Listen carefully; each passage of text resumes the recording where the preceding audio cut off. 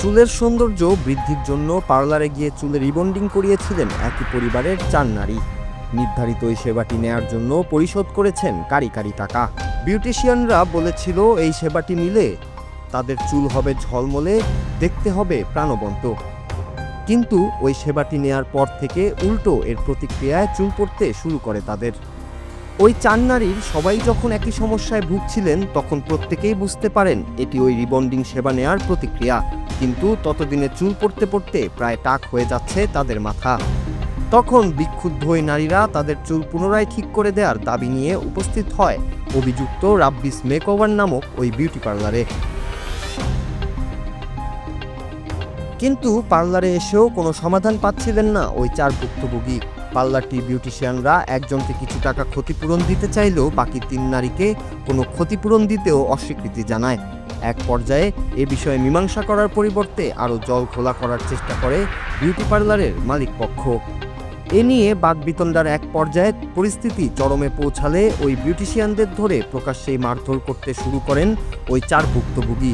এই ঘটনার কয়েকটি ভিডিও এখন ঘুরে বেড়াচ্ছে নেট দুনিয়ায়। ঢাকার দোহার উপজেলার জয়পাড়া এলাকায় চৌধুরী হাইটস মার্কেটে অবস্থিত রাব্বিস মেকওভার নামে একটি বিউটি পার্লারের বিরুদ্ধে উঠেছে এমন ভয়াবহ অভিযোগ, যার জের ধরেই এমন মারামারিতে জড়ান ওই 4 নারী ও বিউটি পার্লারের কর্মীরা। এক পর্যায়ে আশেপাশের ব্যবসায়ী ও মার্কেট কমিটির হস্তক্ষেপে পরিস্থিতি নিয়ন্ত্রণে আসে। এরপর সাংবাদিকদের কাছে নানা অভিযোগ জানান পার্লারের সেবা নেওয়া ওই 4 ভুক্তভোগী। তাদের ভাষ্যমতে 1 মাস আগে 4 জন নারী মোট 30,000 টাকা ব্যয় করে ওই পার্লারে চুলের সৌন্দর্য বৃদ্ধি করতে রিবন্ডিং করান। কিন্তু কিছুদিন পর থেকে তাদের চুলের অবস্থা বেহাল হতে শুরু করে। বলেন তো কি বিষয়টা, সমস্যাটা কি আসলে বলেন। চুলের রিবন্ডিং করতে আসে আমরা 4 জনে 30,000 টাকা দিছে, আমাদের চুল ফুলে গেছে গা। জাস্ট আমাদের প্রাণ ভয় করে ফেলেছে মাথা। ও আমাদের 4টা চুল রিবন্ডিং করছে, 4টা চুলের ভিতরে ও 4 জনের আমার চুল নষ্ট করে ফেলেছে। 4টা চুল আমাদের ঝরে পড়ে যাচ্ছে। এখন আসছে আমার টাকাটা দেয়, 3 জনের টাকা দিবে না। আমার কাছে কম 5,500 টাকা, আর ওদের হয়েছে 14,000, আর 10,000।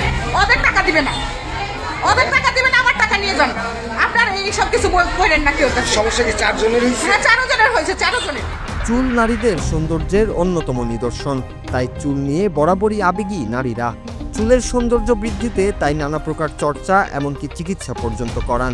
সেই চুল যখন ভুল কোনো পণ্য ব্যবহারে বা এমন কোনো পার্লারের খপ্পরে পড়ে এমন বেহাল অবস্থা হয়ে দাঁড়ায়, তখন ভুক্তভোগীর ক্ষোভ ছড়িয়ে পড়ে ঠিক এই ঘটনার মতোই।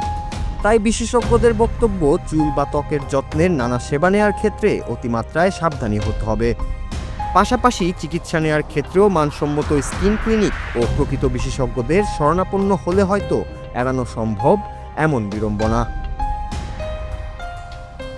নূর Raju, Bangla TV, news desk.